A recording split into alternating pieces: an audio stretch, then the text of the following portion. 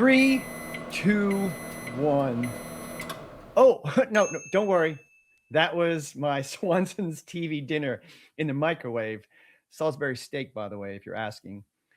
Wait, you thought it was okay? Well, a new year is upon us, 2026.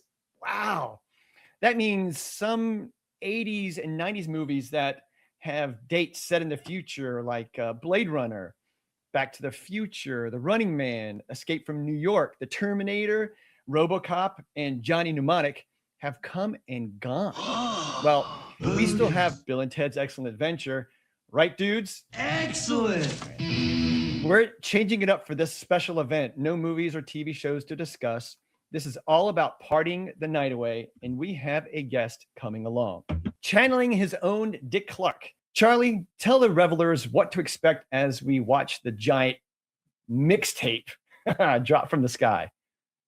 Well, on our last show of 2025, we're going to discuss what our ultimate 80s New Year's Eve mixtape would be if we were throwing and DJing the party. Next, we'll take a look back at this year and share our top five breweries that cranked our taste buds to 11. These go to 11. We'll also share some of our New Year's memories as we count down the last few days of 2025. But if you love what you see on the show, make a New Year's resolution to toast your like and subscribe buttons so you don't miss any shows in the new year. But without further ado, let's ice down the champagne, let's crack open the beers, and let's fire up those party favors. It's showtime.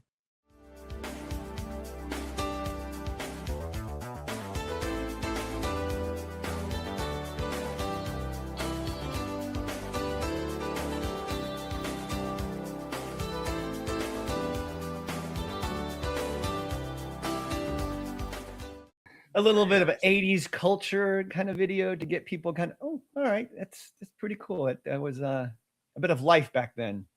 Culture adjacent. We have, just to again go back to what Charlie was saying in the beginning, we've rented out a gigantic venue, maybe an abandoned casino in Las Vegas, or yeah, or a slaughterhouse, like Charlie mentioned earlier. Yeah. Yes, huge. It's got 3 rooms. Tons of guests are coming. We're going to travel from room to room to room, hanging out with each one of us. Come along, and we have various songs to play that's going to get us in the mood, party, and like I said, watch the mixtape drop from the ceiling.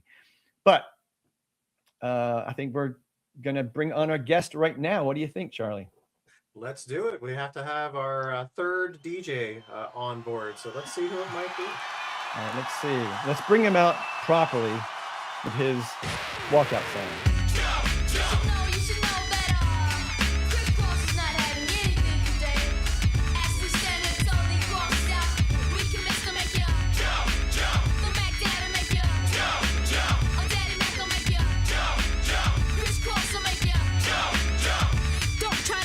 What's going on, Shannon? It's so good to see you guys, Paul and Charlie, bringing in the new year with you. And man, what I like to do most is sit there and reminisce and talk about the old days. So I'm with you. I'm ready to rock. Well, you sent some really beautiful songs in. Can't wait to showcase them.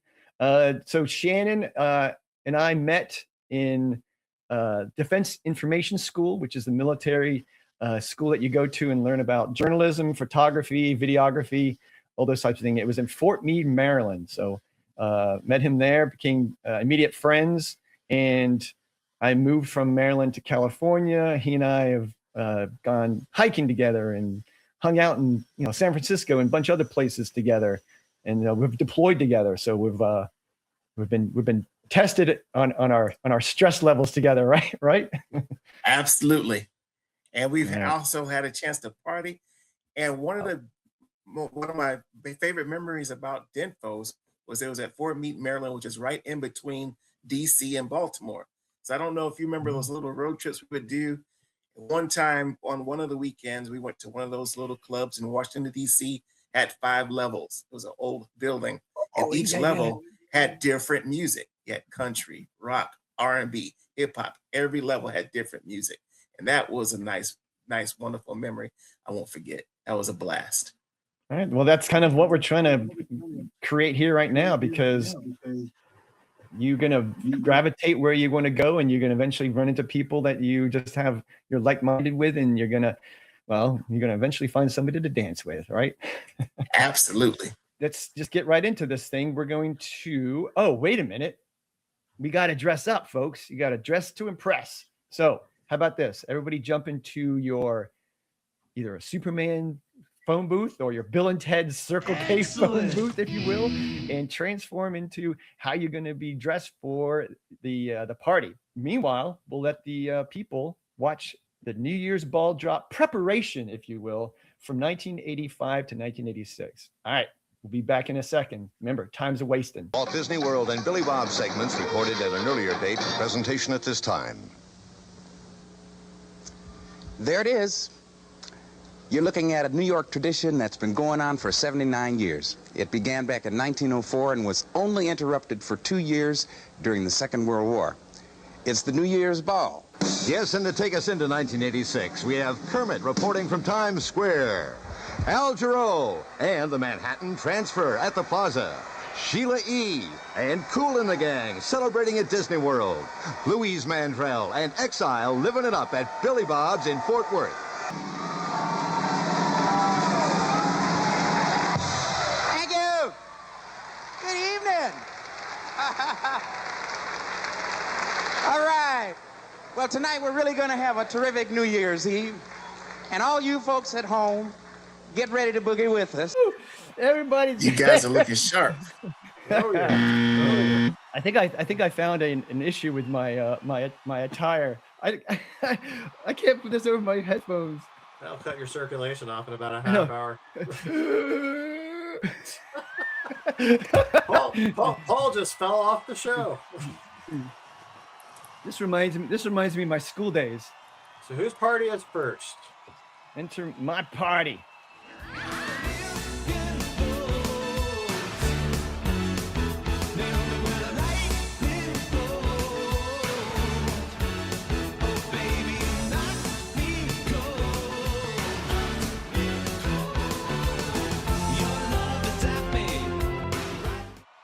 There's all the people in there at the in the venue. Hey, play some damn music is what they're yelling.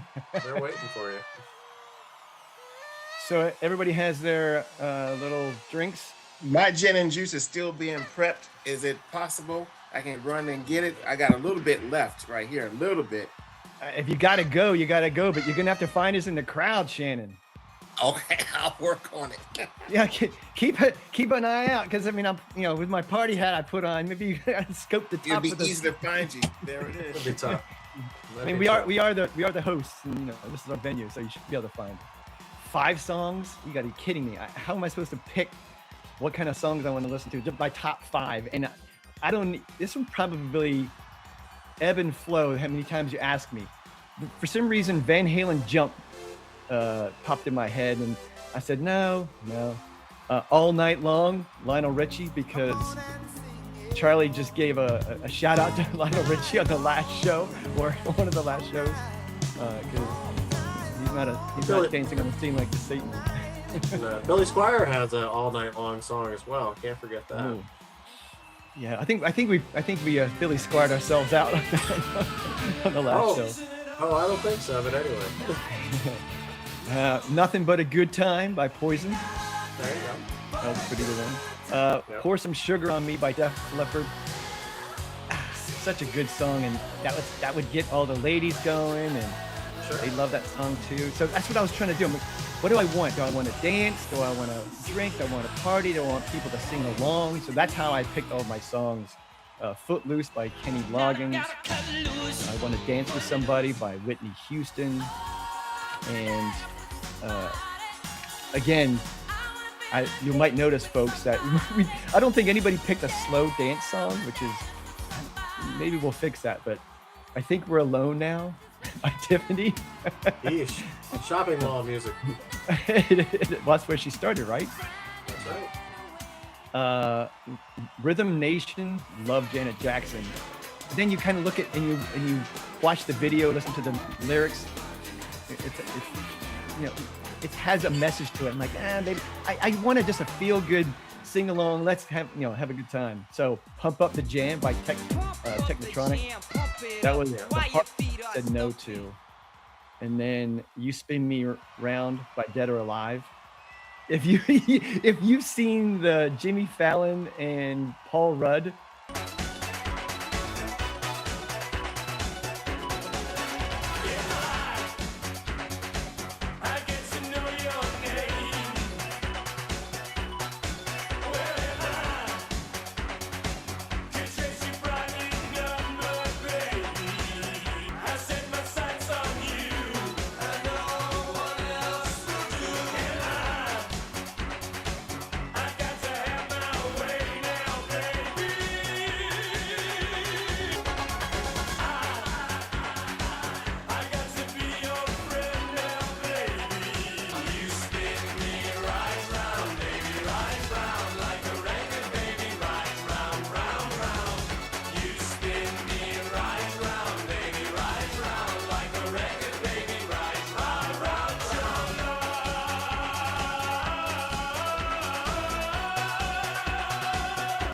$19.99 by Prince. Come on, that's an easy one.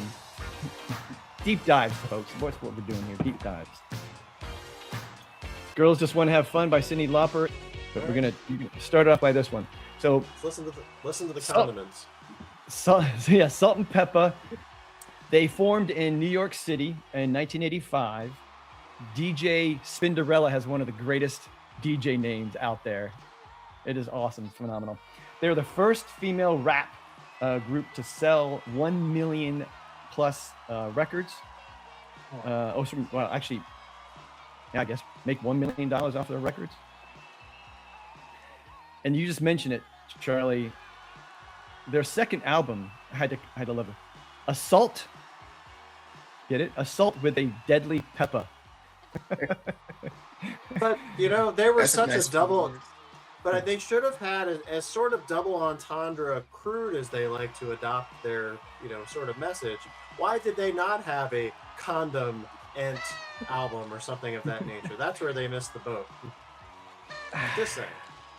Yeah, but I mean, Assault with a Deadly Pepper. That's pretty good. That's pretty good. creative. Pretty creative. Yeah, we'll go with that. They are Grammy Award winning. Actually, they're the only Grammy Award winning at the time of a female rap group or rapper, but they won it the same year as Queen Latifah.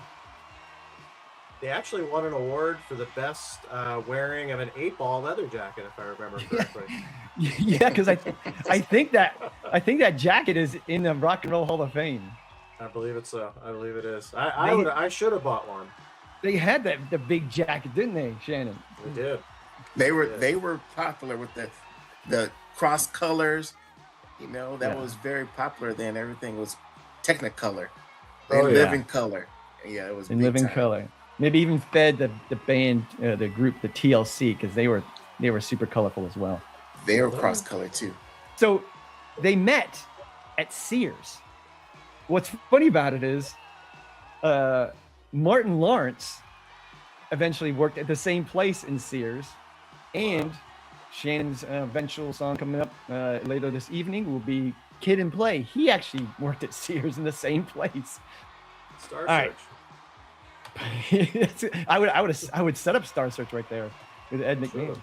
From Hollywood, the entertainment capital of the world, it's the 1986 competition of Star Search with your host, Ed McMahon. That's what I have to offer about Salt and Pepper.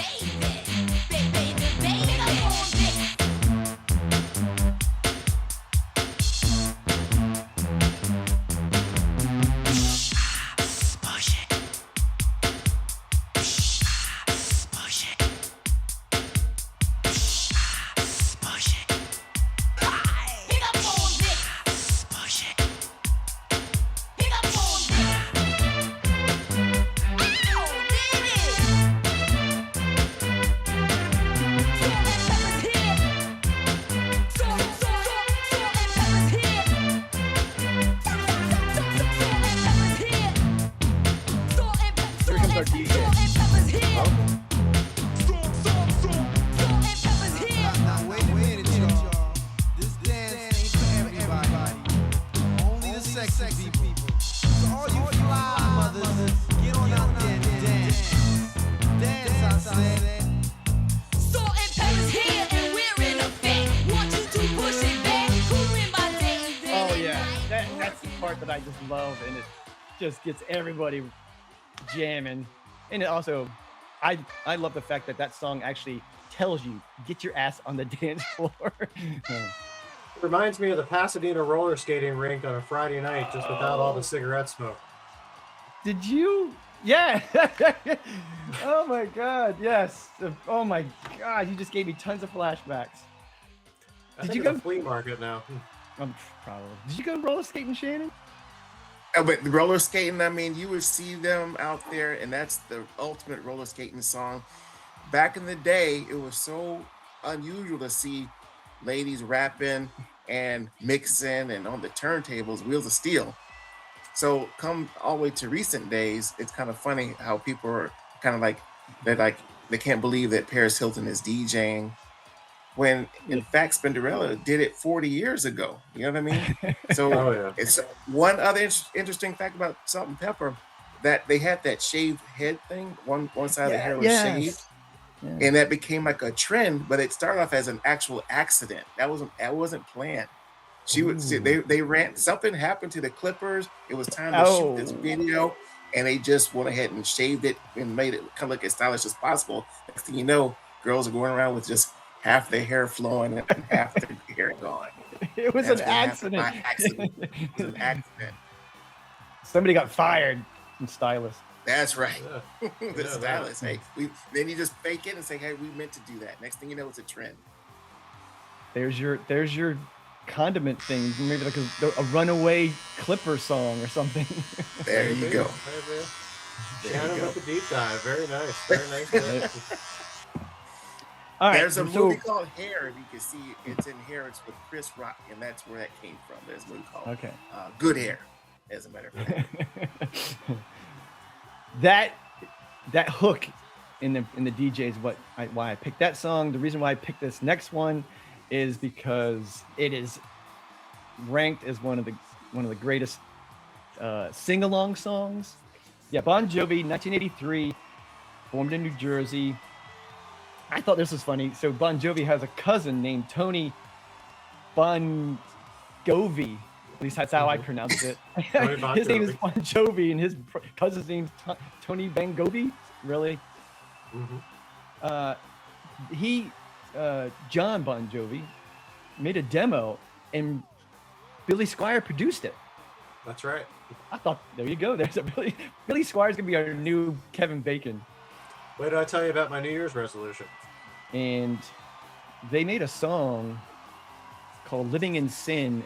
And very much like Billy Squier, they showed it to MTV, and MTV banned it because of the sexual content in it. So they re-edited it. Hello, Billy. They re-edited the video and then put it back on MTV. They didn't just go for it. Right, let's ruin the dude's career. CNN had a news report when he got his hair cut. Hey, apparently he saved somebody from jumping from a bridge. So in this case, yes. Yeah.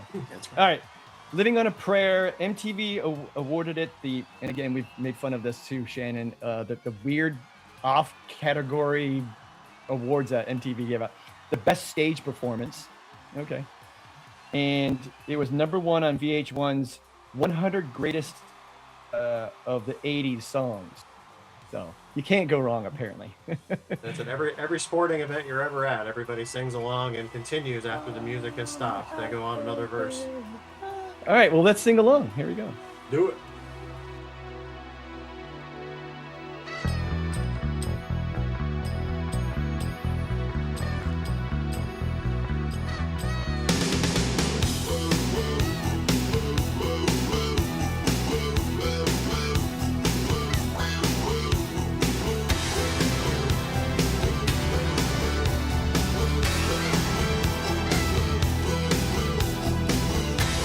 Once upon a time,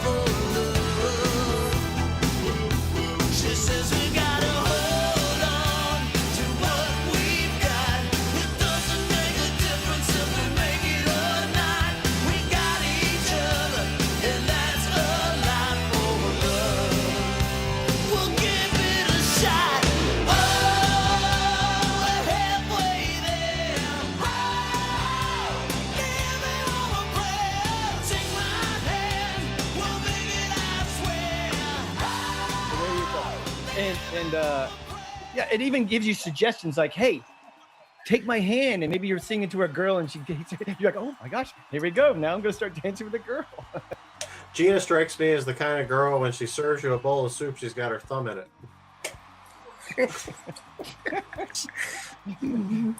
And then licks it off at the table. Would you tip her after that, Charlie? Maybe.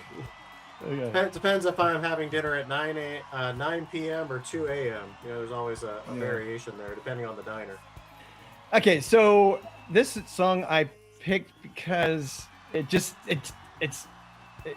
tells you I'm so excited about the new year. So, and the Pointer Sisters they're from Oakland. They've been around from 73. They were around from 73 to 87. So they've got some legs. They've been around. They're old school ladies, right? They formed in 1969. They're one of those amazing bands that did good and then just found this beautiful niche in the 80s and nailed it and had hit after hit after hit. So amazing for them. They are sisters, by the way. And yeah, it mentions that as they're singing and doing that stuff, one became a grandmother, and then the other one became a grandmother, and then then their child grew up old enough to where they replaced one of the Pointer Sisters. So anyway, Automatic, Jump, He's So Shy, Neutron Dance, all great hits.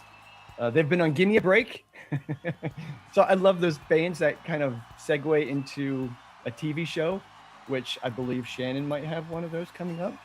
But they came from a church background. Their parents were like a pastor, and any mention of the devil, that devil music, all the stuff that they were singing in the 80s, no.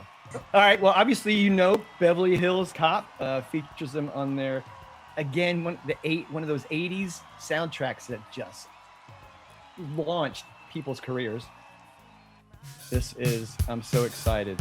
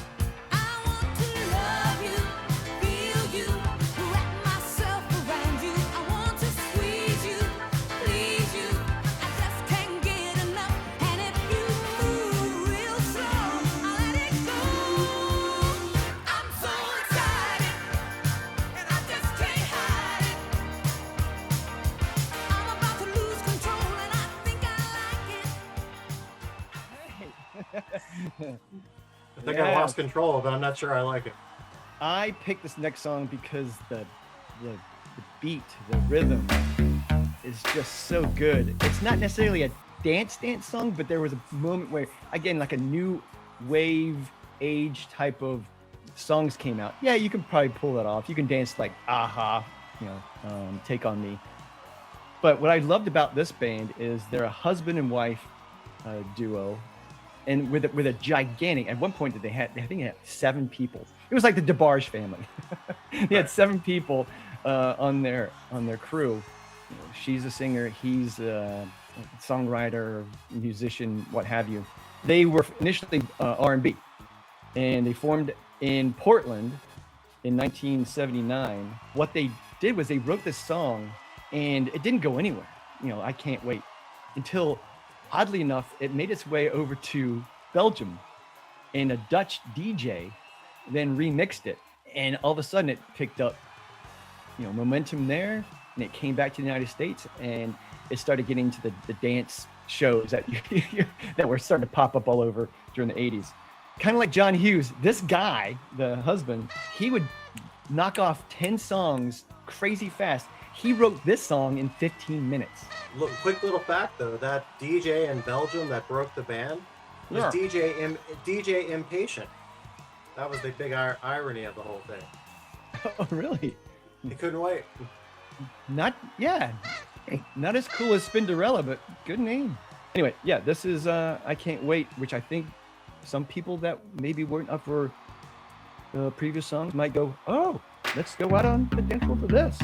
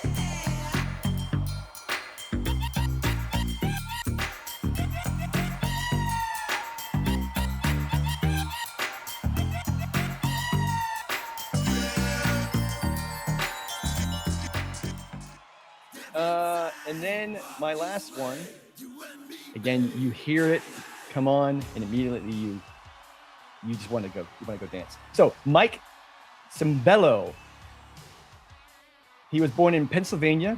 This guy is insane. Guitar, keyboard, songwriter, composer, producer. At age 17, he was working with Stevie Wonder.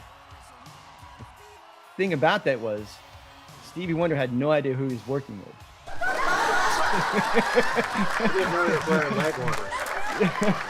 He's like, how old are you? He's like, I'm 24, Stevie. He's like, all right, I believe you. Sure. How's Stevie gonna know? All right. This guy wrote for Diana Ross. He wrote a song for Michael Jackson. But this song, obviously we know it from the Flashdance soundtrack. Again, another ridiculously good soundtrack. He wrote it, but him and the other songwriter for it said it was meant to be, because they were into like Pet Sematary and a bunch of other crazy songs that were coming out, or movies that were happening. They said this is actually about a vicious pet murderer. Wow, didn't know Okay. that. More like a Halloween song. No, you're a maniac.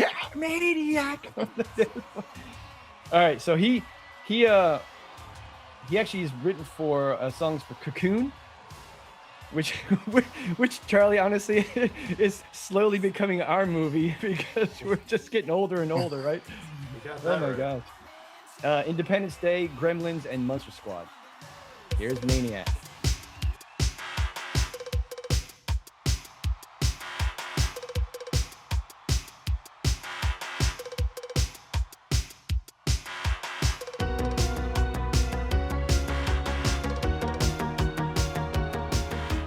It's my bucket of water.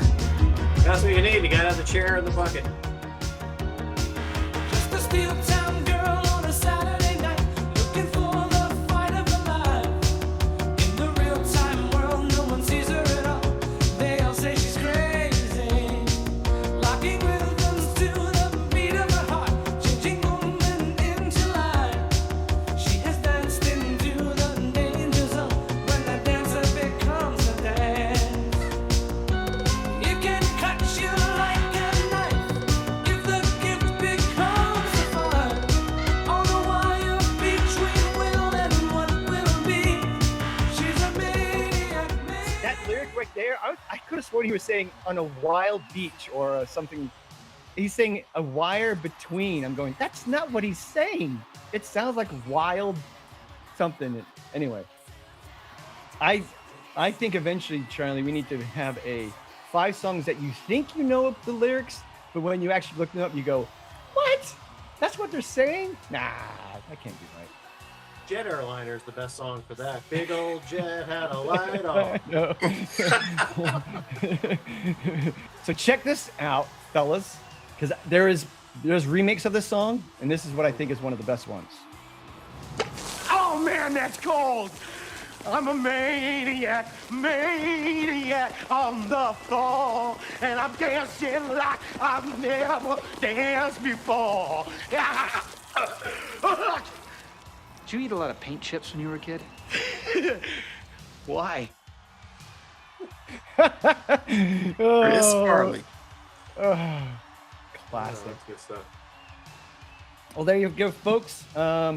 Thanks for hanging out in my club, if you will, my room. And I think we should maybe, what do you think? Travel over to Shannon's? I hear it's a pretty cool thing going on over there. So let's get some go drinks. Cheers. Buddy. All right. Okay, let's bring up Shannon's picks. All right. Oh, yeah. Oh boy. I want to do this. Dance steps, footprints in the sands of time. Does a change in the light fantastic signify a change in social reality?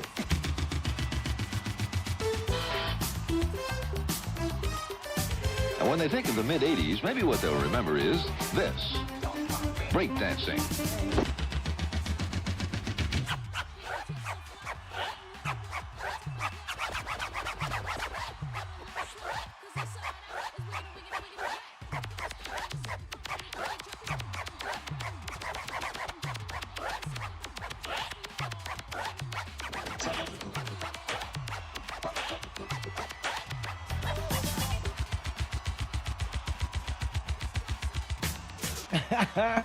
I love awesome. that.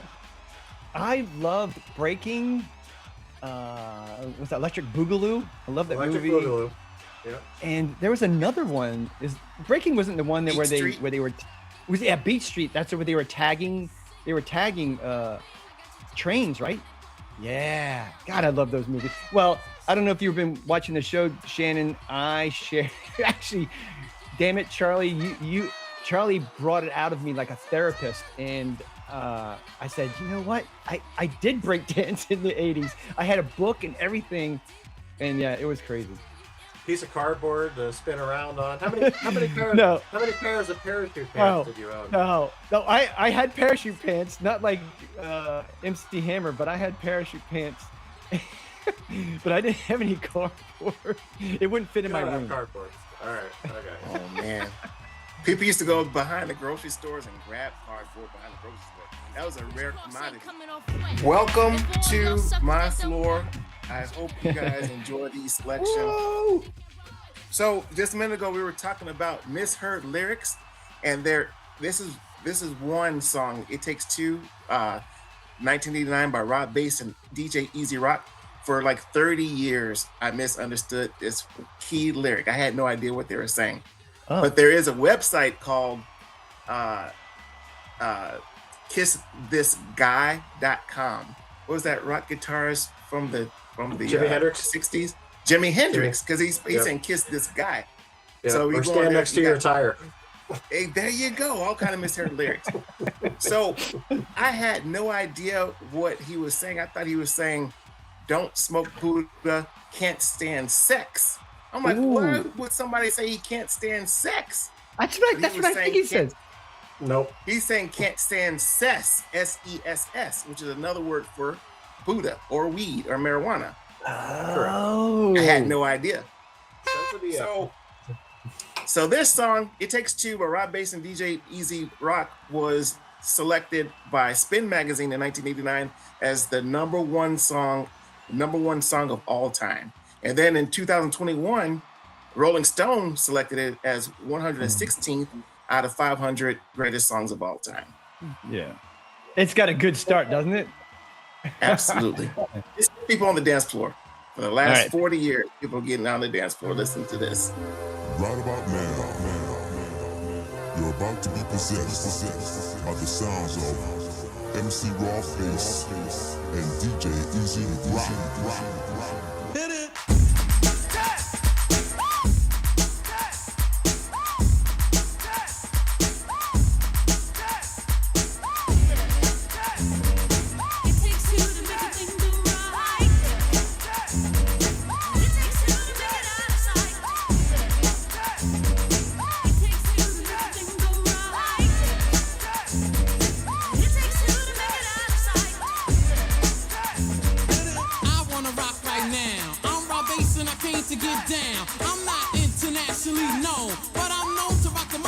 home because I get stupid. I mean outrageous. Stay away from me if you're contagious. Cause I'm a winner, no, not a loser. To be an MC is what I choose. Ladies love me, girls adore me. I mean, even the ones who never saw me like the way that I rhyme at a show. The reason why, man, I don't know. So let's go, cause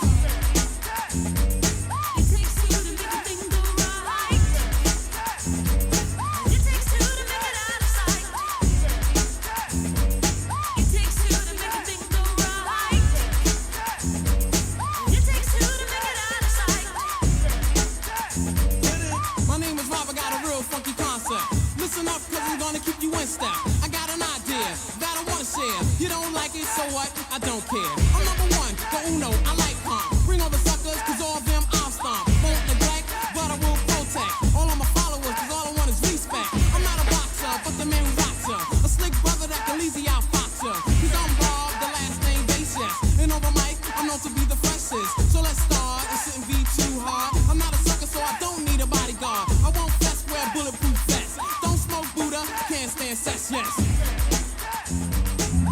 There it was. There it was. Sensoria.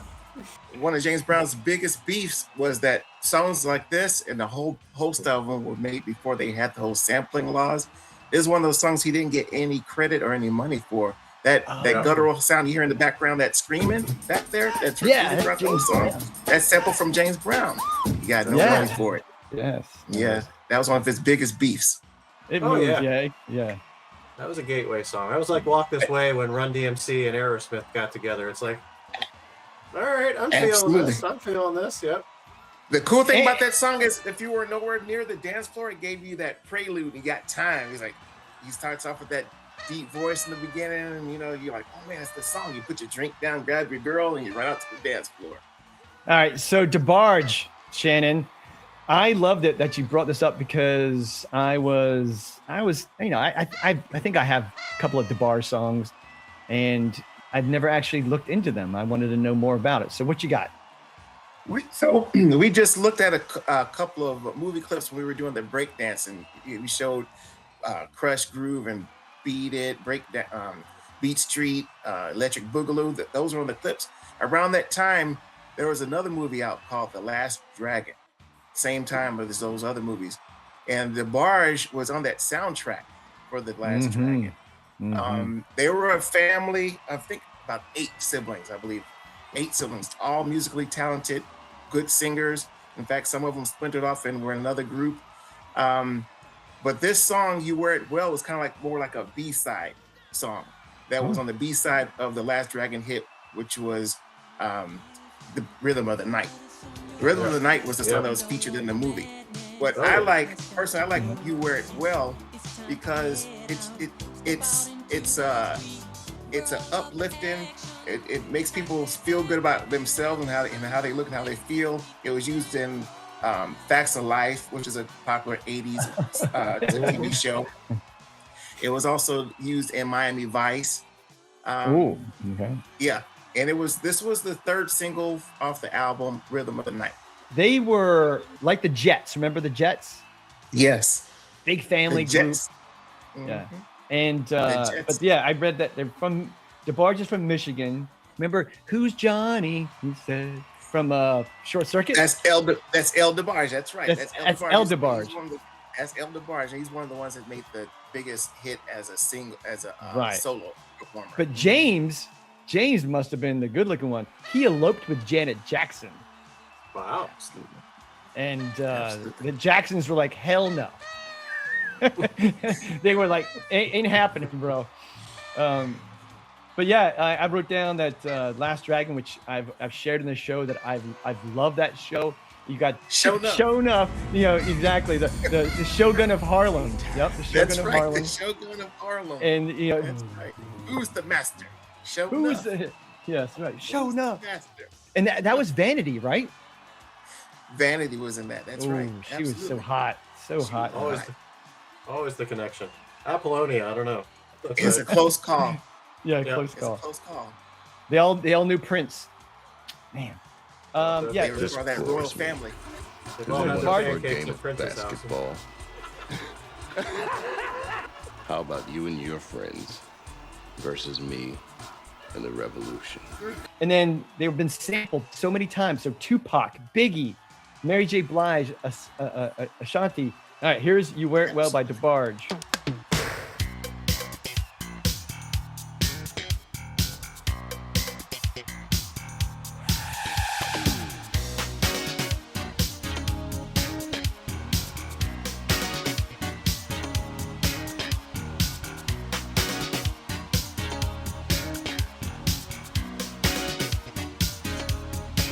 On the streets, in everywhere,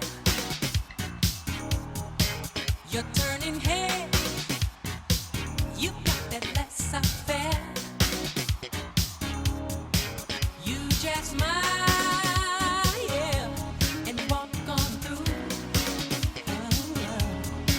You've got that personality, babe, and it sure looks good on you. Yeah.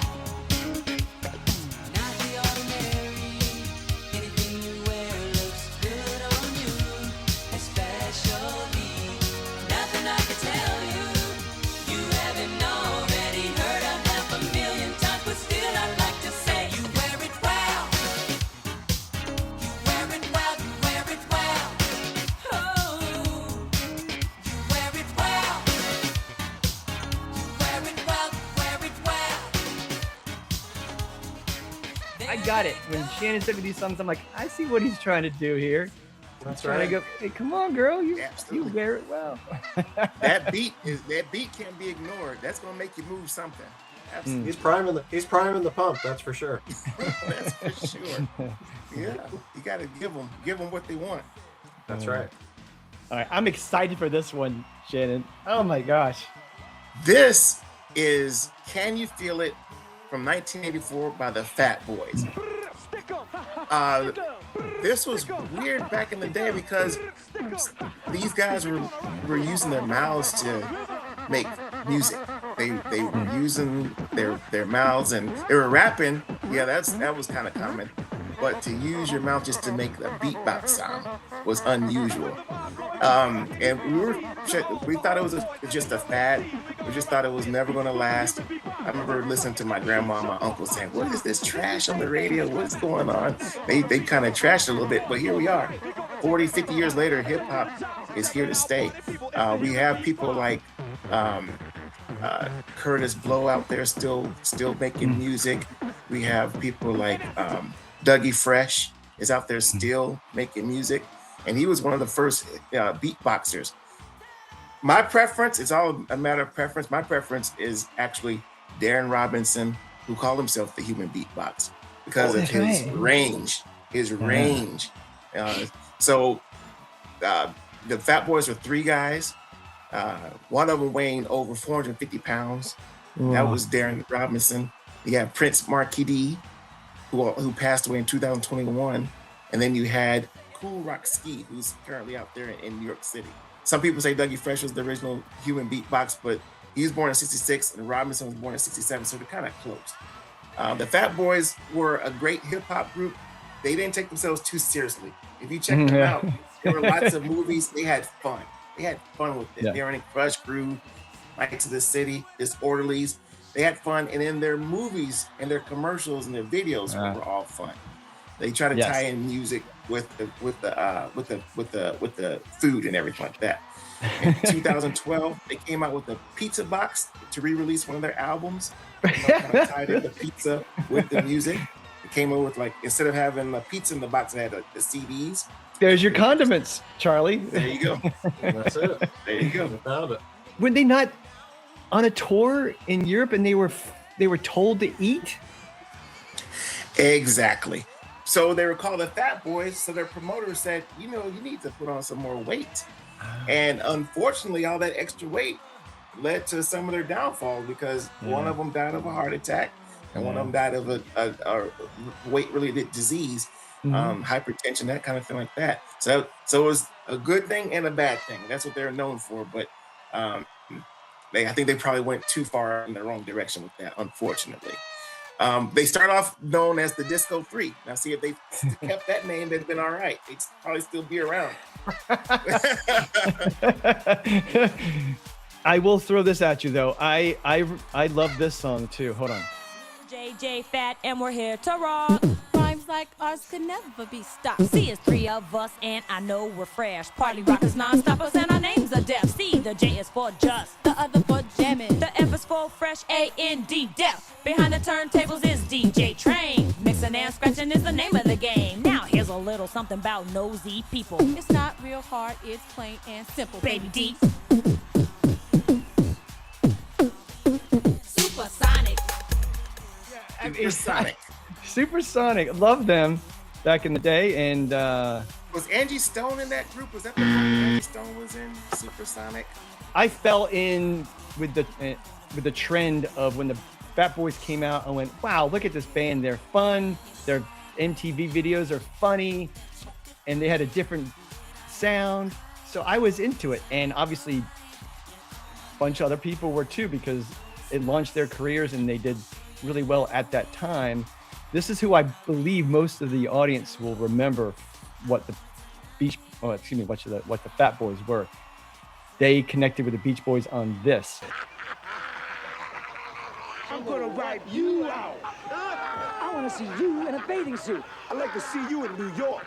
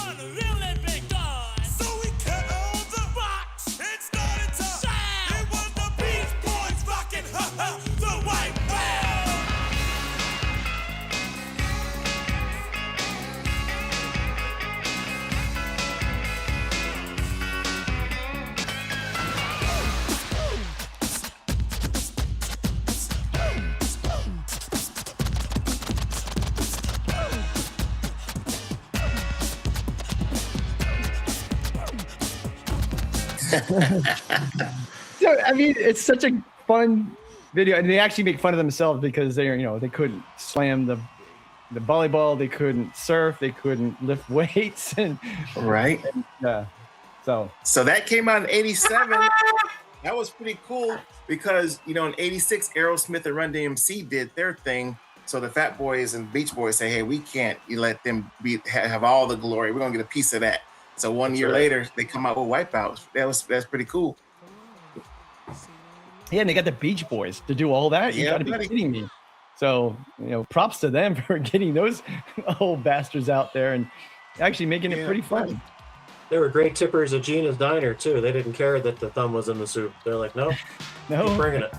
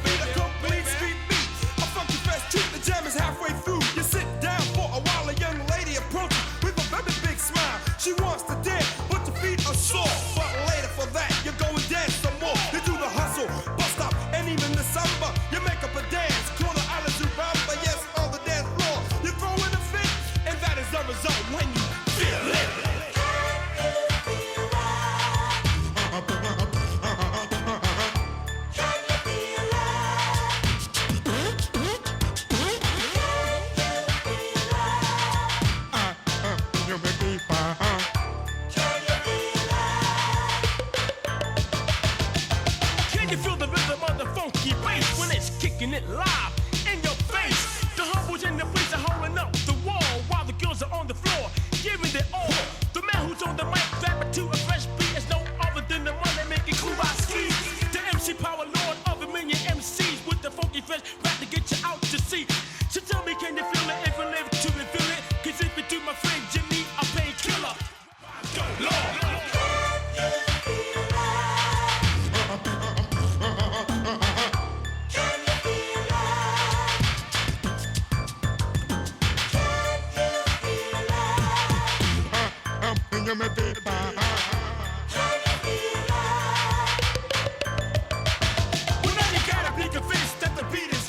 Just great. Great song. It's awesome. I mean, they get you on the floor, get you moving. And the album cover was so good. The album cover was so good with the pizza. Love it. Depends on the type of ladies you're getting to the dance floor. Wait till you hear my playlist. Yeah. We're gonna bring that up, Charlie. Sorry. You could at least throw in a ballad in there, Charlie. All right. There is a ballad in there. The Cinderella song. It's true. It is true. It's true. All right. How about let's do some Cameo? Word up. This next group, Cameo, one of those big mega groups. I think at one point they had like 15 members in their group. Yes. I saw that. Back at the time when everybody had big bands, and I chose this song because when I like to get reaction out of people. So when I was driving Uber and Lyft, I put something in, and I got a reaction from the whole gamut of generations. The older people, they know the lyrics. They're like, I haven't heard this in a long time to get this singing. The young people, they get in the car, they go, wow, what is this? Because it's like a sonic delight to them. They never heard anything. So Back and Forth came out in '87 by Cameo. The thing about this is this video that goes along with this song is interesting because it starts off with this big red codpiece swinging back and forth. Larry Blackman was they were getting ready to do a concert, and one of the managers and one of the fashion designers just came out with it and told him to put it on. He resisted at first, but it was supposed to be like a gag. He put it on anyway, outside of his clothing, and he just has this big red codpiece on, and he's out there during their concert, and it became iconic, and it stuck with them. Yeah, absolutely. Like Humpty Hump's glasses in his nose, right, Charlie? Absolutely. That big high top fade. Yep. Oh yeah. Absolutely. This also, what's cool about this video is Miles Davis makes a couple of cameos in it. There's Miles Davis not doing anything but just standing there and looking at the camera, which is really cool. Larry Blackman is the leader. Right now, there's pretty much two versions of Cameo. You got Larry Blackman and his crew that still calls his group Cameo.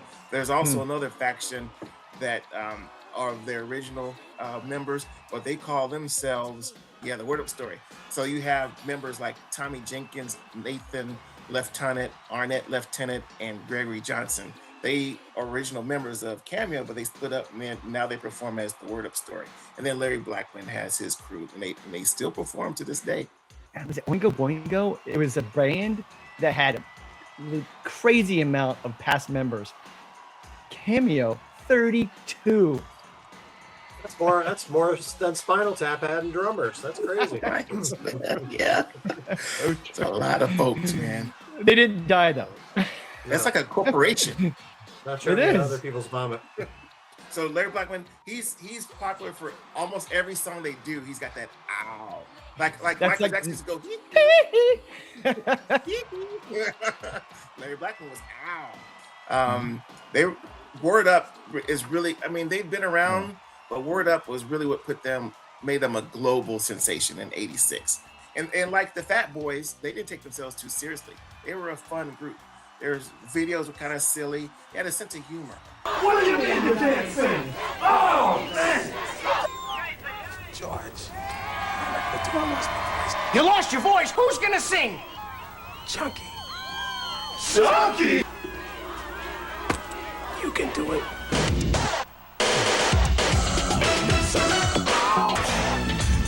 Make me say,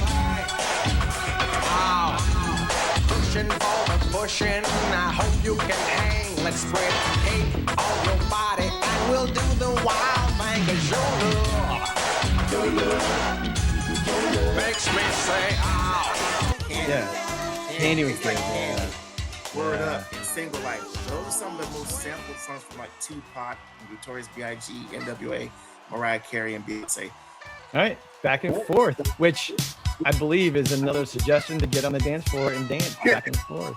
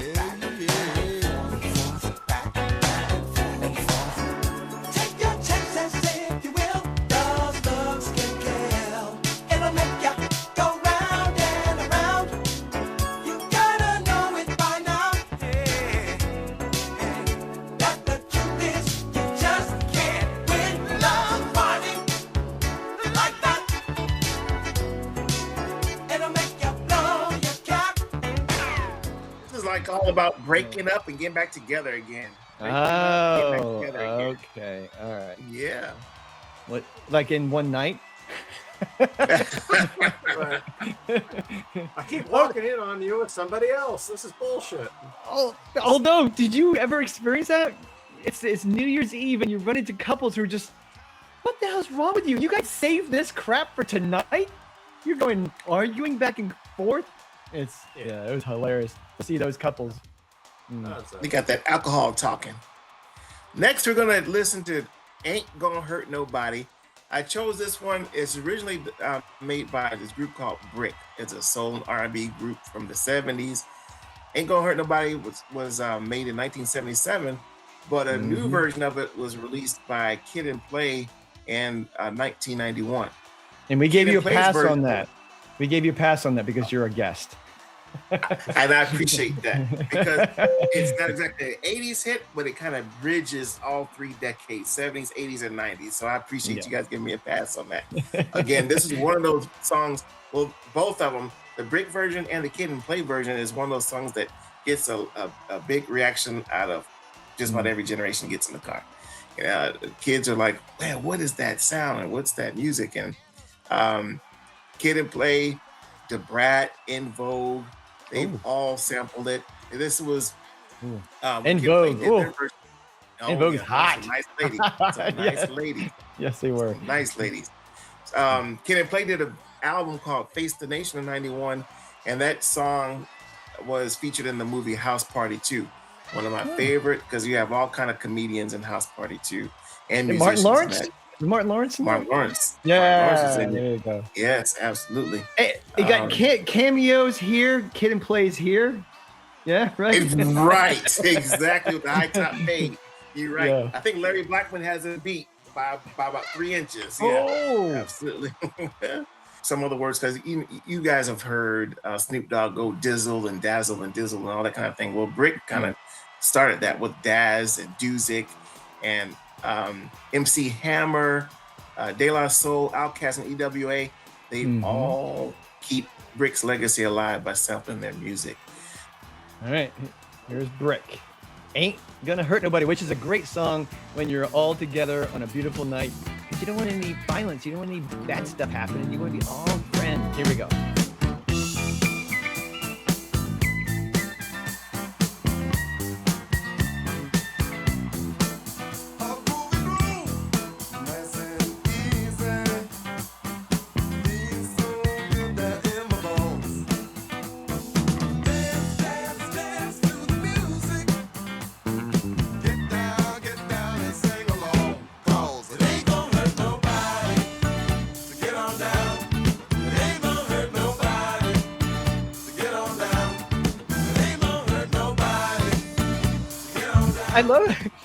I love wasn't get on down like such a 70s term? Absolutely. Get on down. Get on down. Come on and ease on down the road. That was in the Wiz. Everything was getting down. Get down, get funky. Let's listen to how Kid and Play turned that around. Get on down. Here we go. Oh yeah. Feels good.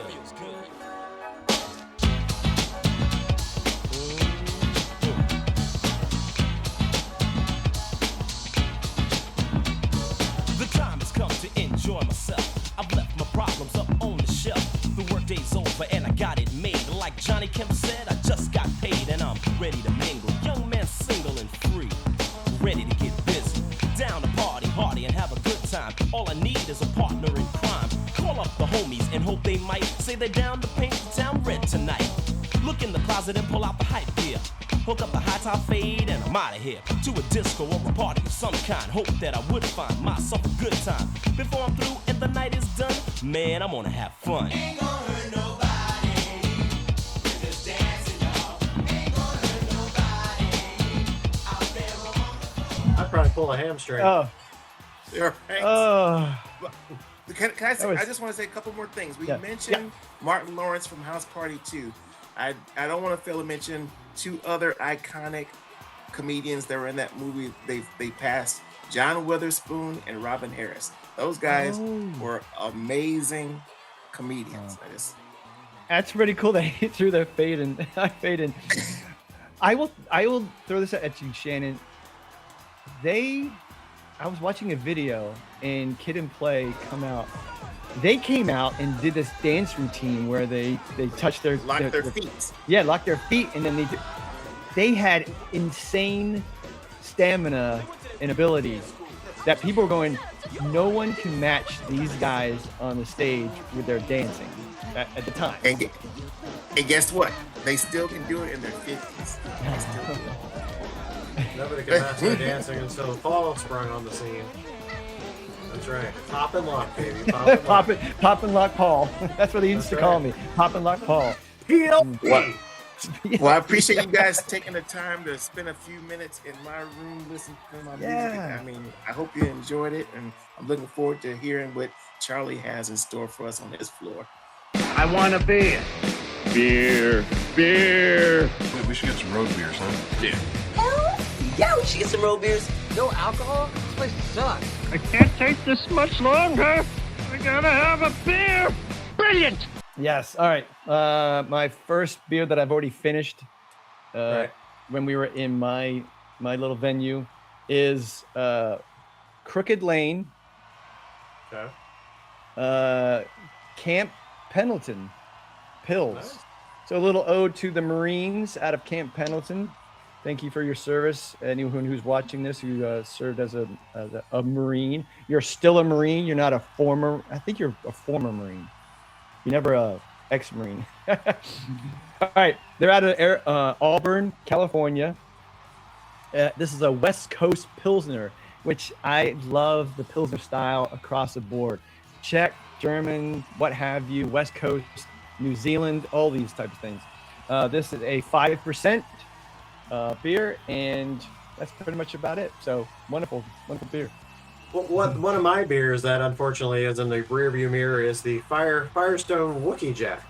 Firestone, a fantastic California brewery, and actually I became very acquainted with the Firestone brand like a Total Wine, like way back in the day. They started having those little events, and then I got turned on to the Laponic Distortion. You remember that series of beers that they put? Oh my God, it was something new every 3 months, and just a hop fest. But yeah, they were awesome. But the Wookie Jack is like it's like a rye IPA, and man, 8.1%er goes down way too easy. That's for damn sure. But I think it's out again. It hasn't been in the wild for a few years, but I keep seeing it at my local place, so I keep grabbing multiple 6-packs. So hopefully, if that's in your area, Paul, I think you should grab a couple of those. I love stopping by their brewery, which is sort of like down the 101, and that series is great. They had a cashmere. I don't know if it was a cashmere IPA or not, but it had cashmere hops in it. It was so smooth, and all of a sudden I went, cashmere. I need to know. I need to brew with this hop. It's phenomenal.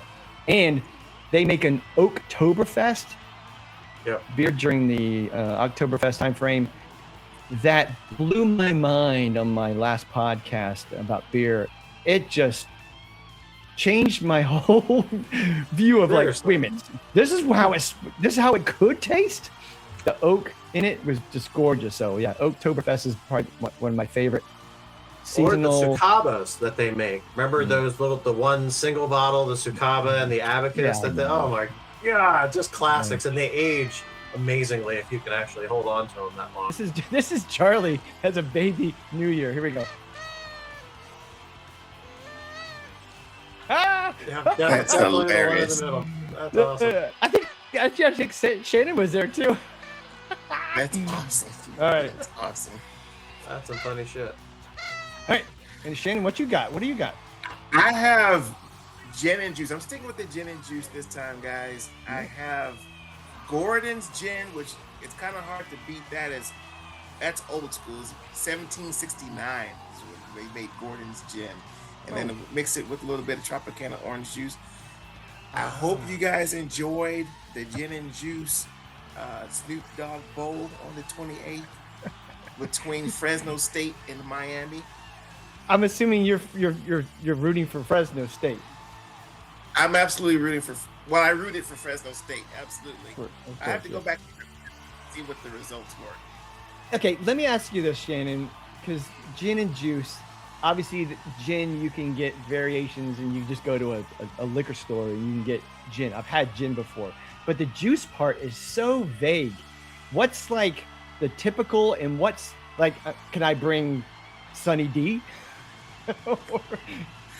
I wouldn't recommend Sunny D because it's got that gives you that ting that's gonna give you a little headache. I don't know about you, but I get a little headache with it. I don't know what that is, that chemical in there. But I like Tropicana. Orange It's not all natural. Well, I do I like pineapple too sometimes. Use that pineapple juice. That spices it up a little bit. My flagship beer for this particular show. Oh, I knew it. I knew he was gonna pounce this on us. Look at this. Yes. The rum barrel aged. This is Boulevard, my brewer of the year.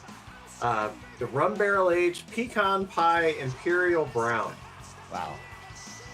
I will tell you that I've been sitting on this one for a couple weeks, and I just had it hit my lips here just a few seconds ago while we were listening to Shannon's tunes, and I tell you, it pairs well. It pairs well.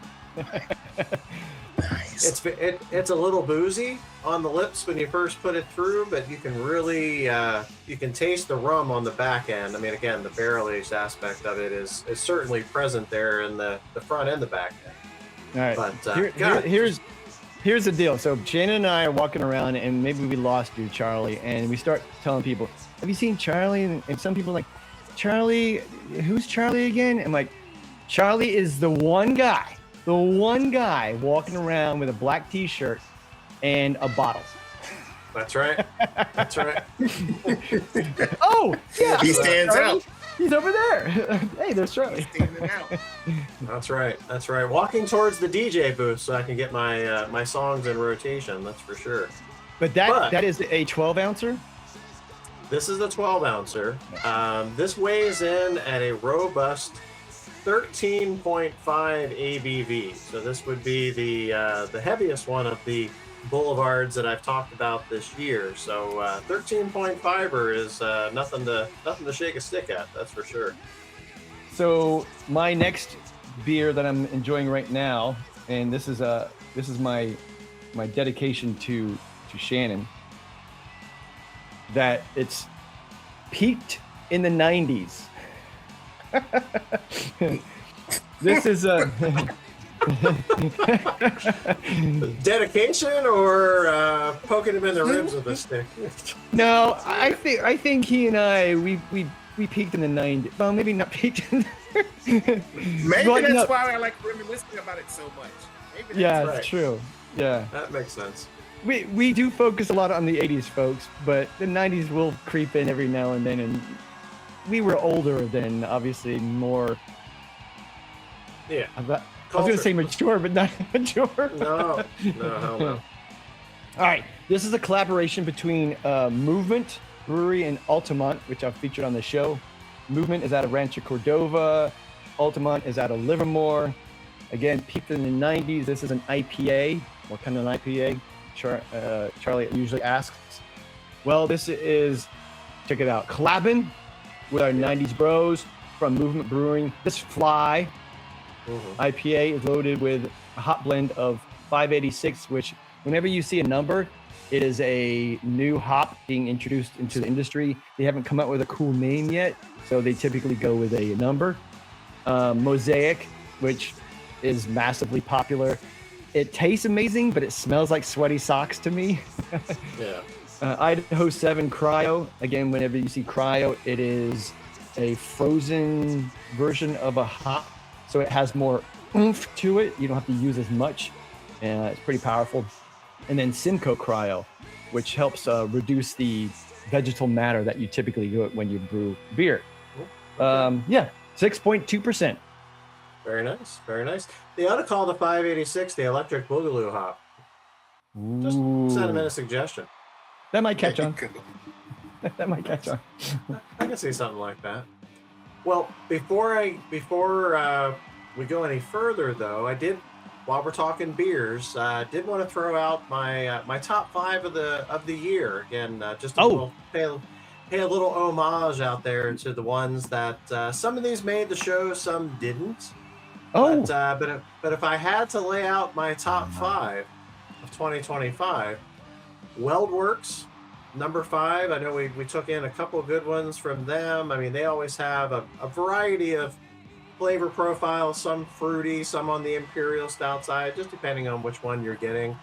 Drecker, the smoothie sour crowd, we haven't really got into that on the shows yet, but Drecker has sort of their own little niche as far as the smoothie sours. They come up with new beers every 4 weeks. You go to the store and there's a new fruity varietal there, and then it's funny introducing people to those beers. They're like, well, what the hell is that? You pour it in, it looks like you just poured out a blood sample or something like that. But you take it down, it's like, wow, this is like something I get at the gym. So pretty damn close to that. Stone, my number 3.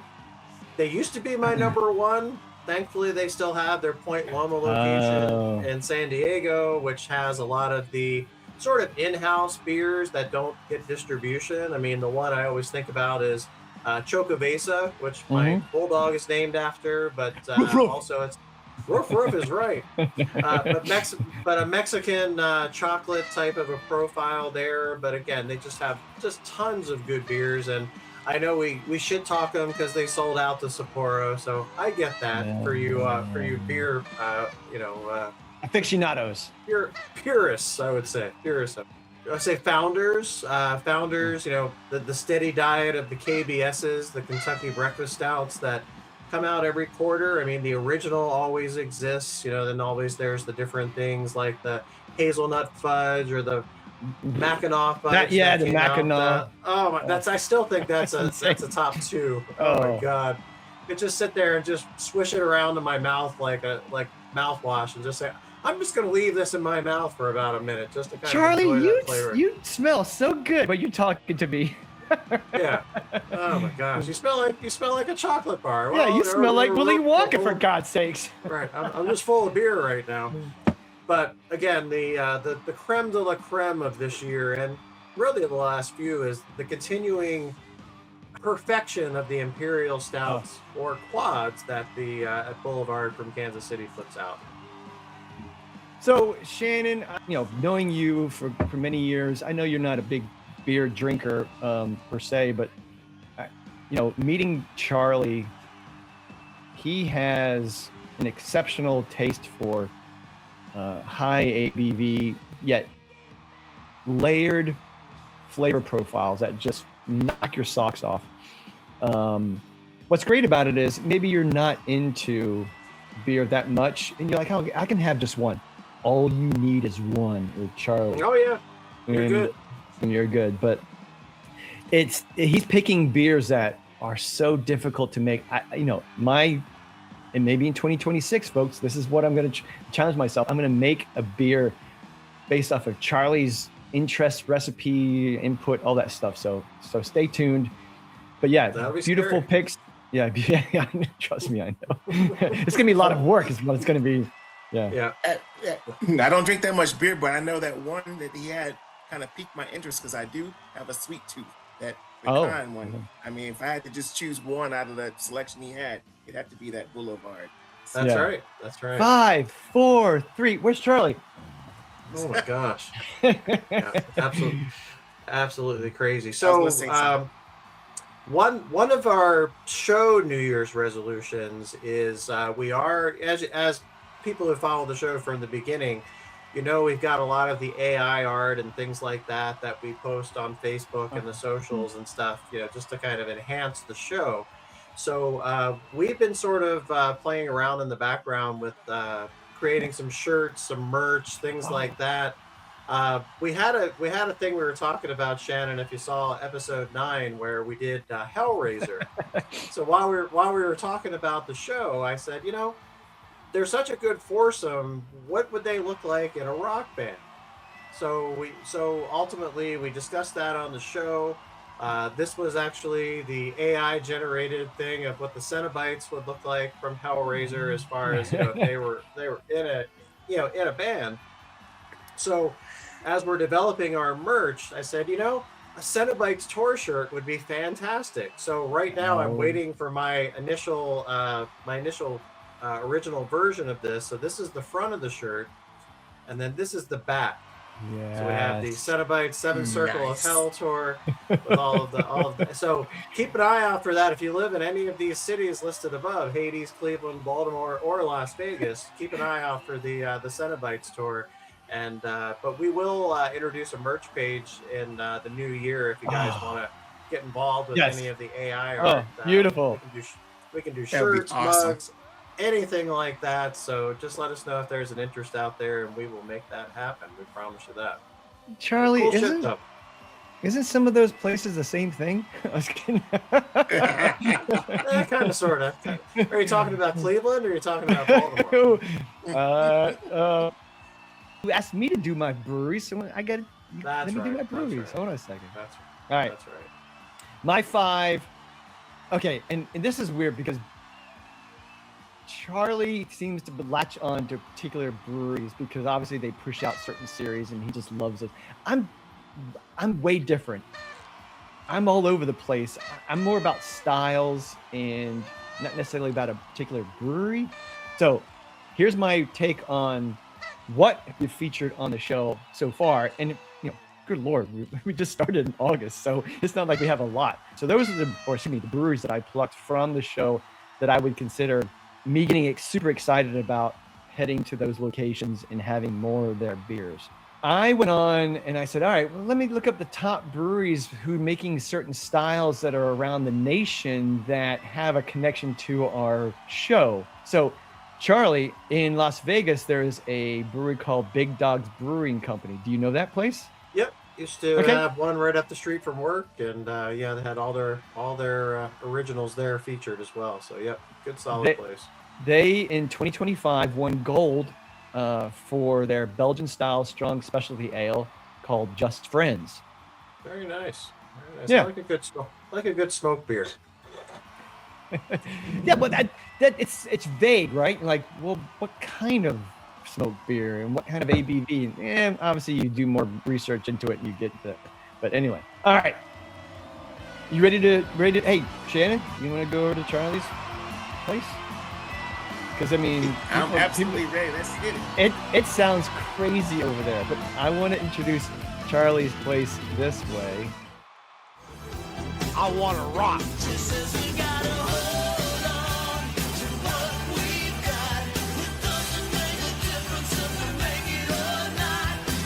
Sex and rock and roll the American way. Hello, suckers. Are you ready?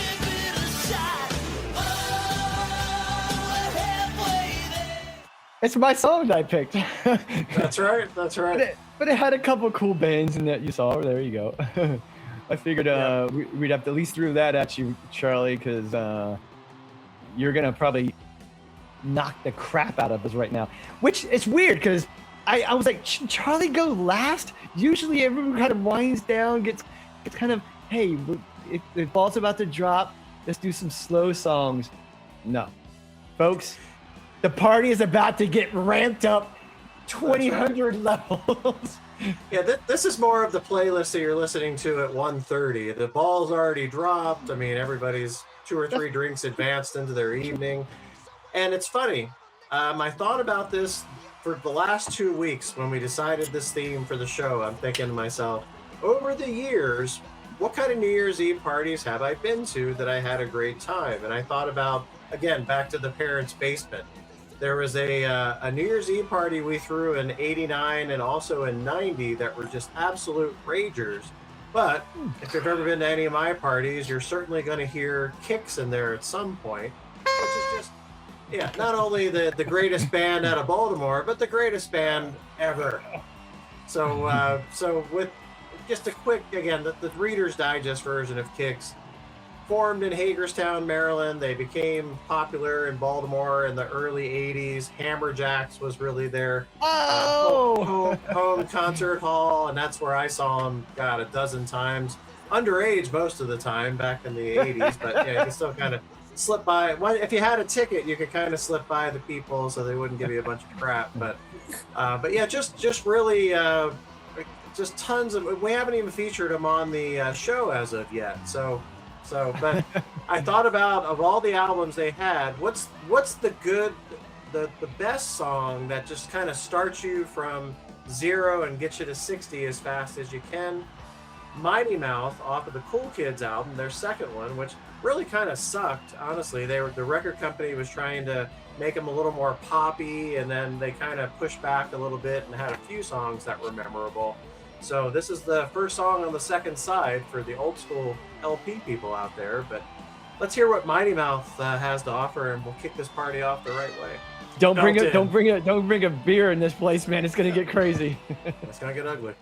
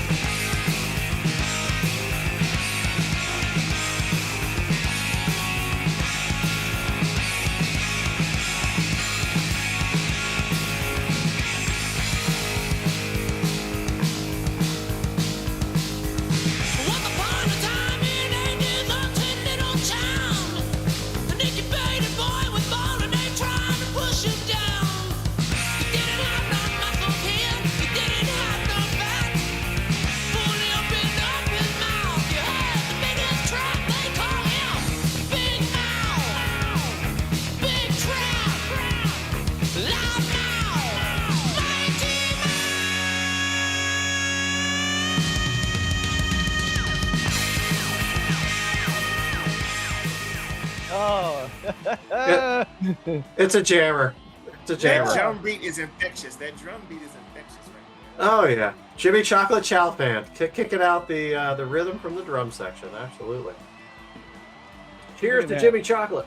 Hey. Good stuff. But yep. So Kicks, just absolutely legends. They retired in 2023. They had a last show at Meriwether Post in Columbia, Maryland, and sold that shit out, like 18,000 people. Everyone we know from Chesapeake was there who liked Kicks, except Paul, because he was overseas and you were in Ireland doing some sort of whiskey walk or some kind of crazy shit like that. So unfortunately, you missed that. Billy made it and Atlee made it, but World Traveler just couldn't quite get back to Maryland. Yeah. It's on YouTube if you ever want to see it, so it's there for you. All right. Sorry, guys. I appreciate it. Thank you for thinking of me. All right. That's all right. And we have all the pictures that you're not in. So anyway, so now, the party's pumped up a little bit. So again, what type of girls are out on my dance floor? So it's not so much the mellow stuff. It's not so much, some sensual kind of music. Let's get physical. And we're not talking about Olivia Newton-John kind of physical. We're talking about bumping into a few people. The music's pumping up a little bit. And what I selected for this second song of the set is the Toxic Waltz by Exodus, who are a band close to where you're at, Paul. They're from Richmond, California, which that's not too far away from you, right? No, yes. Wow. Somewhere in the backyard. They were formed in 1979. Little factoid, Kirk Hammett from Metallica, who left Exodus and went to Metallica in 81. He was an original member of Exodus, so he was on some of the early stuff. But I wasn't privy to Exodus until I saw Toxic Waltz on Headbangers Ball, on MTV, of course. 1987, I believe that album came out. Oddly enough, that 87 album was called Pleasures of the Flesh, which is actually the album name for the Cenobites. It's their fake album name, Pleasures of the Flesh Volume 1. So there's always a connection there. So, but where's my hammer? Where's my hammer? Oh my gosh, you gotta have it. Hey, he got her up here. It's time to bash his head in, and let's get him over to the guy in the corner. Let's build that soul. I listen to music all week for work, and this is still one that's in the weekly rotation. I don't know what it is. It's kind of catchy. I guess I'd have to leave it to you guys to let me know if it's a toe tapper or not. But, no! I listened to it and I'm like, wait a minute, this is so good. It's in the category, Shannon, of back and forth and get your ass on the dance floor. It's basically encouraging you to dance a certain way. So, Charlie, if you don't mind, I'd like to split that song with the video of the song and the song, if you don't mind. Oh my God! Bring on the special effects, Paul. All right, here we go. Let's go to the act. Let's feel like we're gonna go to Charlie's concert. This is the difference between us, Shannon and Charlie. When you go to Charlie's venue, he has a band up on the stage. All right, here we go.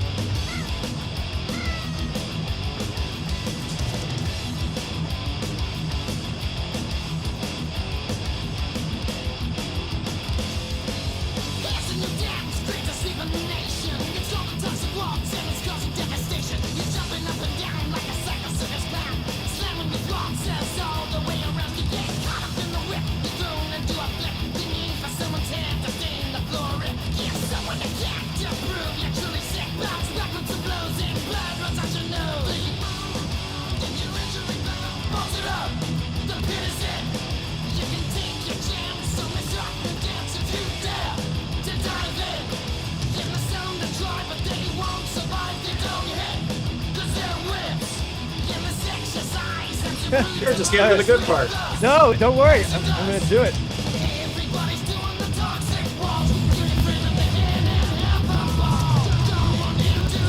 Toxic wall. Slam your partner against the wall. I know, that's the part I remember. It's like, oh my God, I'm telling you what to do. Yeah. It's got walks right in the name. That's right. That's right. It's not quite a Oompa Loompa kind of music, but pulling it off. Mosh pit.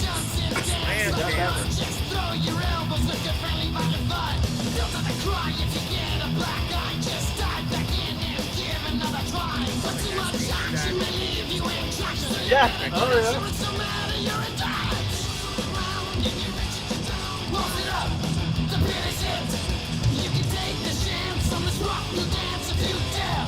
Dive in!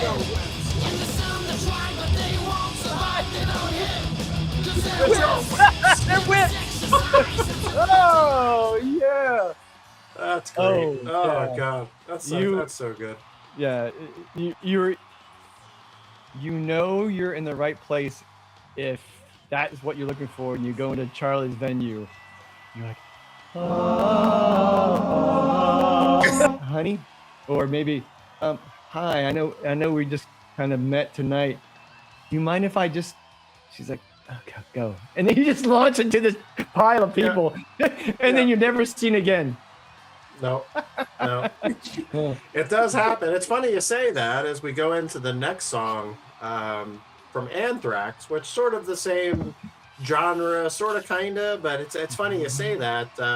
So Anthrax, they're out of Jersey, just heavy metal pioneers, the big four, they talk about, Anthrax was certainly one of those out of the 80s, but Caught in a Mosh, that was on the Among the Living album, and that was one that kind of really got them to the forefront, especially on MTV. Indians was the big song off of that album, but there was a couple others that made it. But this one here, again, sort of, it's sort of the cadence of the mosh pit. You sort of, back in the 80s, you saw the people throwing each other around, but you're like, wow, does that really have like a rhythm or some kind of something I have to kind of pay attention to here? So I will tell you, and again, Anthrax is still a touring entity these days. They've kicked Joey, the lead singer, out of the band a couple times, but he's come back. But and Toxic Walls, I think this is, well, yeah, pretty much. He keeps turning up, and he kind of fits the bill as far as all that goes. But yeah, I mean, mosh pits are challenging. I mean, I've been knocked down in a couple. I mean, Christine and I have been in a mosh pit at a Flogging Molly show here in Vegas. We were the Irish people back. Yeah, the Irish mosh too. I mean, it's funny as it may sound.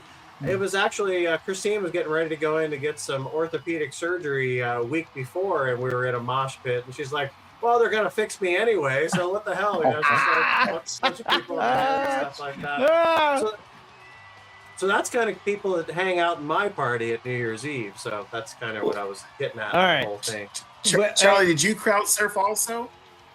I have crowd surfed, yes. I haven't dove off of the stage, but I've been involved in the sort of the chicanery as far as that kind of stuff. And, you know, you get some hands are a little uncomfortable. I'm not going to lie to you. But probably not something I want to do these days.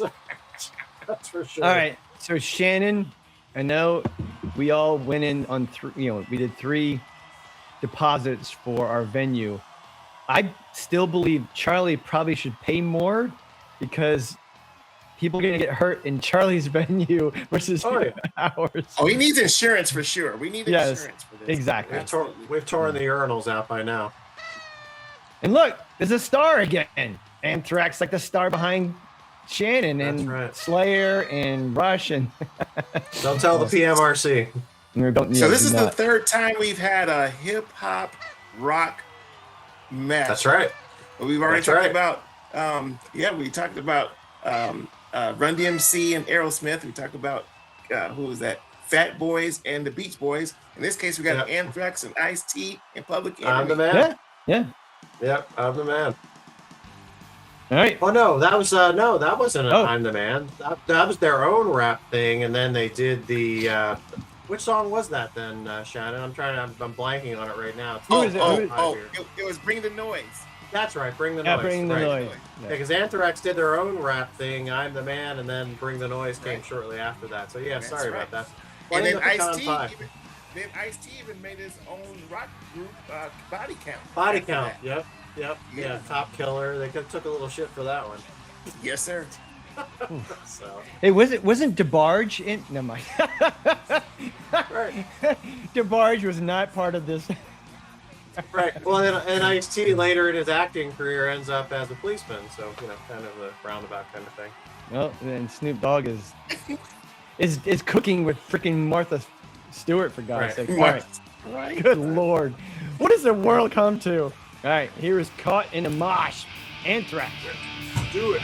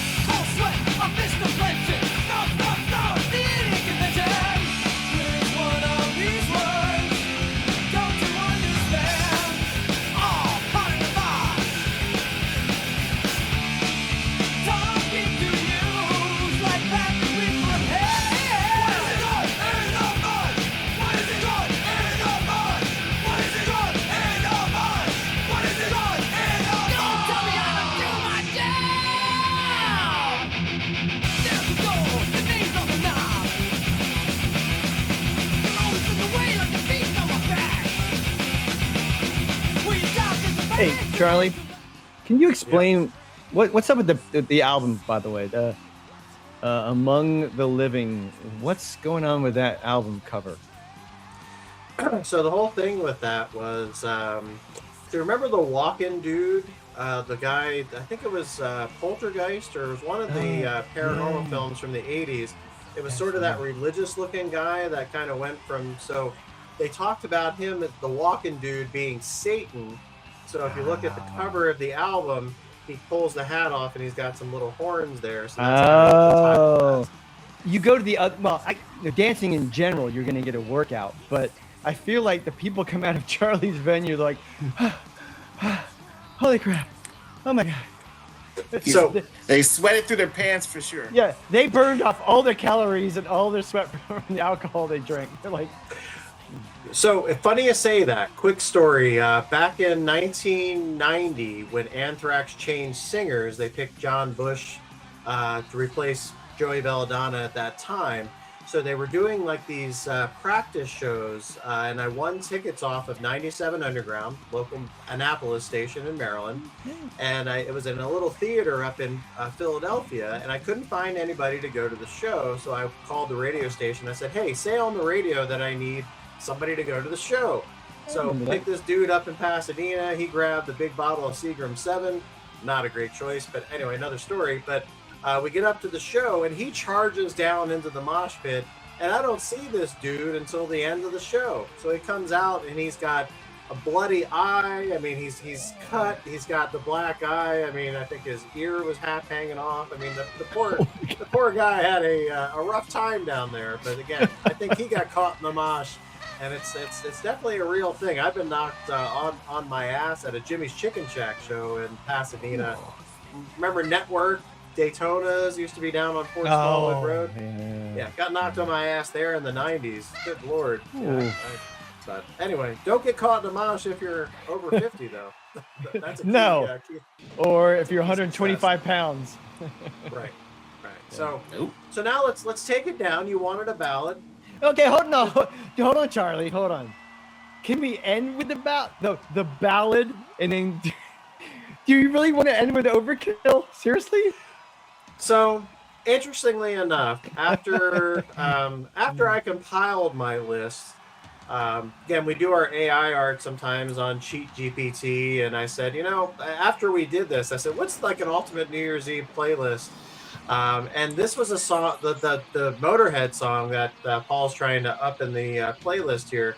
That's the song that you play when the cops are on the way, and that's kind of what I was thinking in terms of our room here. I figure the slaughterhouse has been rocking all night. They got people screwing around in the parking lot because they're all wound up because all the music that you guys got. You got all the girls out in the parking lot, but me, we got all the hardcore partiers over in my room. You want to go this? Look at so the this hair. picture, and this is one plucked from before their first album. This is before they got their record deal. So Cinderella, they're out of Philly.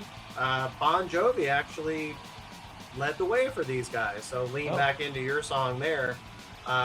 They were friends with Bon Jovi. They kind of hooked them up with the right people. They got their record deal, and then Night Songs is always that was their debut, and that's one that people go back to some of the classics like Night Songs, the self-titled, Don't Know What You Got Till It's Gone, If You Want the Ballad. We're not listening to that at my freaking New Year's Eve party. People are gonna freaking leave or go to the bathroom, so we're not gonna do that. So, and then Shake Me, that was another one. I think that was the first song that was very popular on MTV. But Somebody Save Me, still to this day, I've heard this song probably 100,000 times, and it's just such a great song, gets everybody kind of fired up. We've got the mosh pit kind of calm down a little bit. So let's kind of lean into the metal a little bit, glam metal, if you will, and obviously with Eric Brittingham's Blowout there. That's one of my New Year's resolutions for 2026 is a haircut like that. So we'll work on it. Don't get the hairstylist from Salt and Pepper. Can you imagine? She'll shave the whole side of it off. Can you imagine these hair bands are like, are you freaking kidding me? You know how long it took me to grow that out? What an insult. Right. But anyway, anybody who's ever heard this song, it will certainly strike a chord with you. So let's refresh our memories. All right.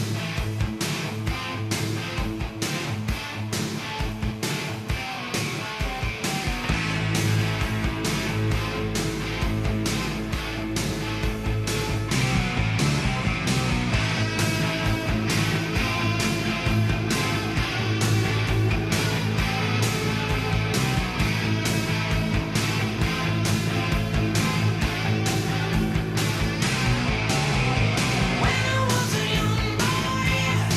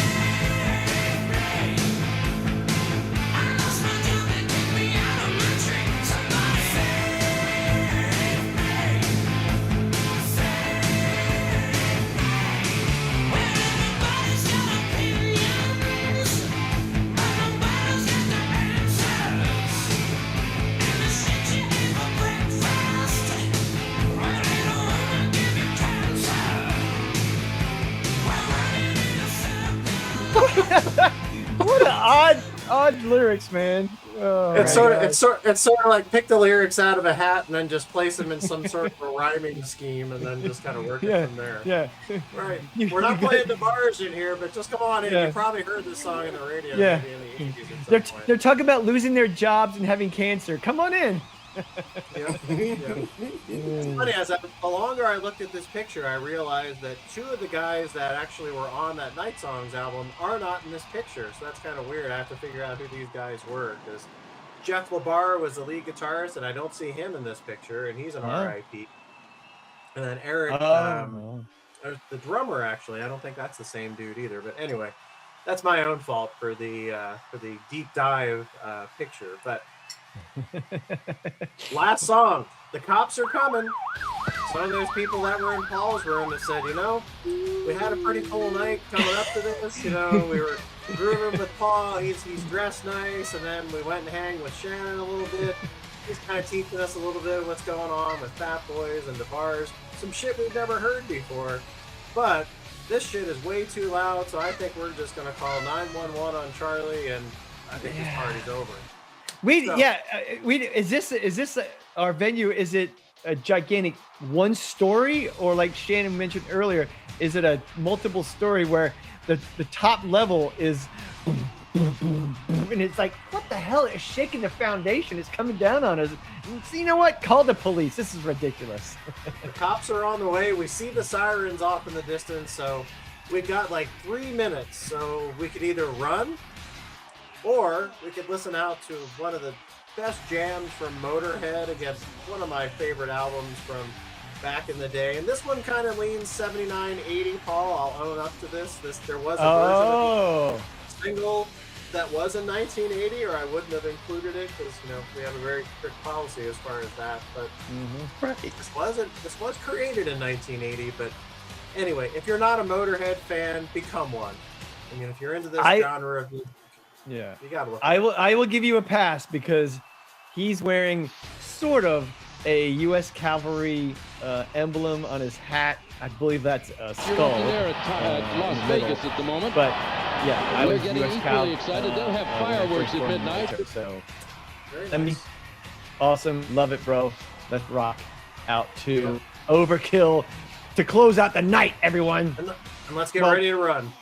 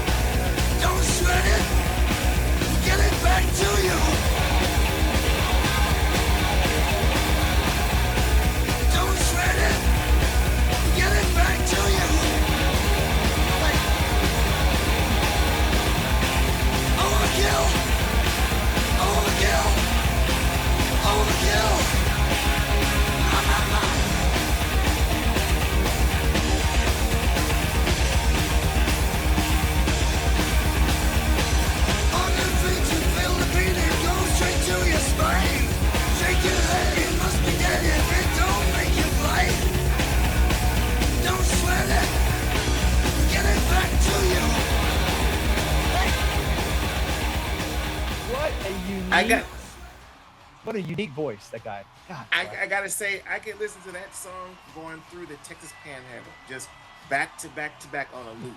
That song right there would get me through the whole Texas Panhandle. I ain't lying. That's a good one.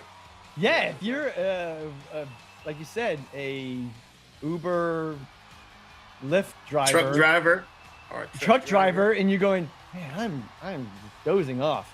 Boom. That's gonna wake you up. That's gonna wake you it. up. You can get through the whole Panhandle with that one.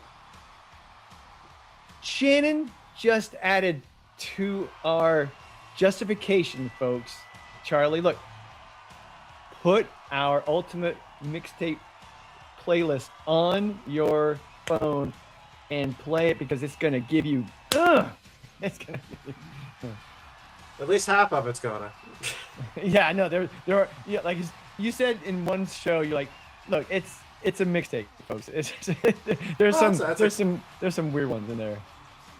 There's always and that's the beauty of it. We're up to like 130 songs on our playlist that we've cultivated and curated since August, back in the Fast Times at Richmond High episode when we were first kicking this thing off. But it's been fun to watch it come together. I am guilty of using our playlist as a randomizer during the day and getting a little taste of everything, and we certainly encourage everybody out there to do that. Just allows you to engage a little bit more with us, and and again, Shannon, you're now a part of it now, so you can't go back. So you're in the playlist. It's been a pleasure. Forever. It's been a pleasure. What a pleasure and a treat and a privilege. I appreciate it. It's been great. Go ahead. I get to see how people dress nice. Yeah, folks, I was gonna bring this up, but whatever. It's funny how we all put on stuff and then Charlie's still wearing his classic black t-shirt. I'm good. I think we should wrap this year up. What do you think? I think we're gonna do a little countdown. It's gonna be crazy. 8, 7, 6, 5.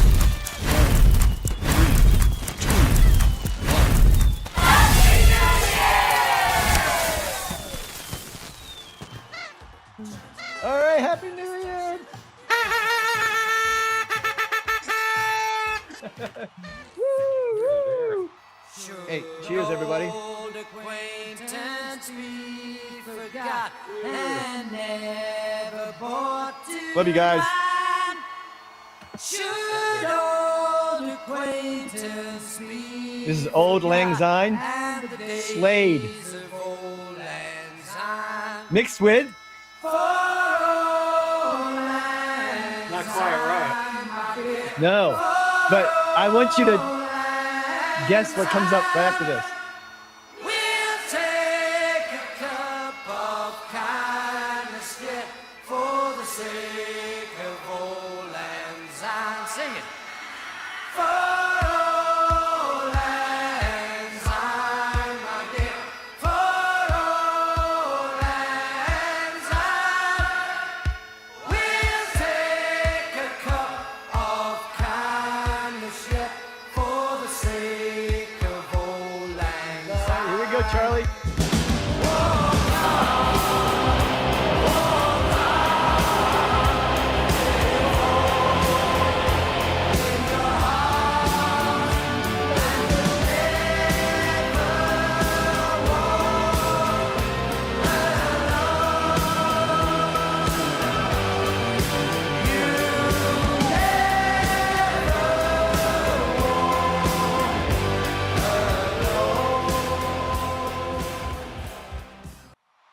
So finally, so New Year's resolutions.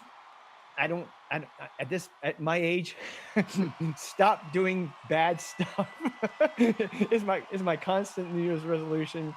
And honestly, stay healthy, stay active. I think that's the best thing for people our age, because we're getting to that strange middle-ish area, right? So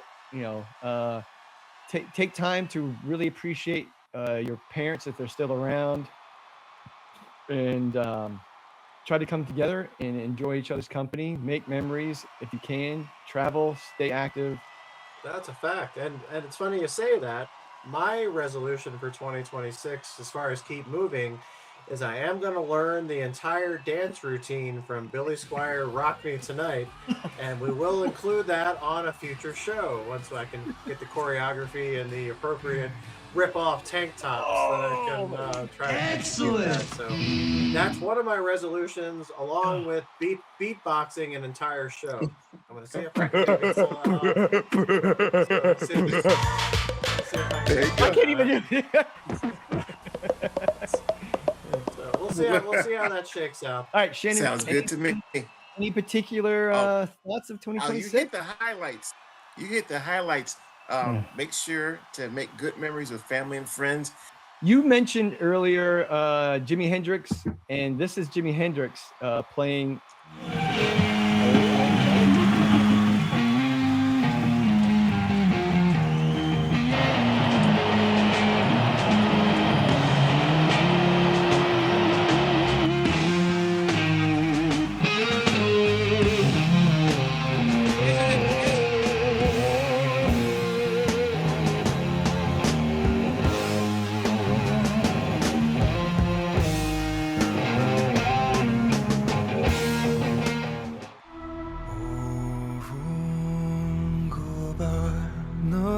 tira eserfot Ondan şobay Nagel ekona Love for love This is Colm R. McGuinness, if you will. He's actually singing it in Irish or Gaelic.